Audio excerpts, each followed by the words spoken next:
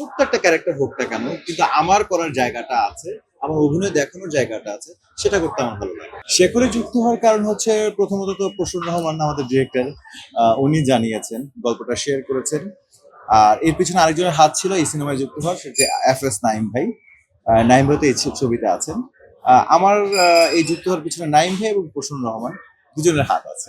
এর আগে একটু বলতে নেই যে আমাদের শেখর যে ছবিটা, শেখরের গল্প হচ্ছে মা, মাটি, দেশ, আমাদের সংস্কৃতি, মূল যে শেকড়, সেটা নিয়ে আসলে শেকড়। এই মুভিতে আসলে বন্ধুত্বের প্রতি বন্ধুত্বের ভালোবাসা, প্রেম, দেশপ্রেম, সেটা আরো অনেক কিছু মিলিয়ে হচ্ছে শেকড়। ঠিক বন্ধুর প্রতি বন্ধুর যে ভালোবাসা, সে বন্ধুর একটি ক্যারেক্টার আমি করেছি। 3 বন্ধুর একটা গল্প আছে এখানে। সেখানে একটি বন্ধু কমল, যে সংস্কৃতি প্রেমী, দেশকে ভালোবাসে এবং দেশকে ভালোবেসে সে দেশেই রয়ে যায়, কখনো বিদেশের মাটিতে পা দেয়নি। সেরকম একরকম একটা ছেলে। অভিজ্ঞতা বেশ দারুণ, কারণ নাইম ভাইয়ের সাথে আমার বন্ডিংটা খুবই ভালো এবং আমরা এর আগেও আরেকটা কাজ করেছি। আমরা বন্ধুর মতো, যদি আমরা বড় ভাই ছোট ভাই, কিন্তু আমরা বন্ধুর মতোই কাজটা করেছি, বন্ধুর মতোই মিশেছি। আর গল্পের মধ্যে একটা ব্যাপার আছে, যেমন নাইম ভাইকে তো এখন দেশের বাইরে আছেন, এই গল্পের সাথেও মিলে গেছে। ঠিক তেমনি আমাদের সিনেমার সময় আমি বলেছিলাম যে আমিও দেশের বাইরে যেতে চাই না, আমি এই দেশেই থাকতে চাই। তাও বহুবার আমার দেশের বাইরে সুযোগ হওয়ার পরও আমি যাইনি, আমি দেশে রয়ে গেছি। ঠিক আমাদের গল্প সেম একটা ব্যাপার ছিল।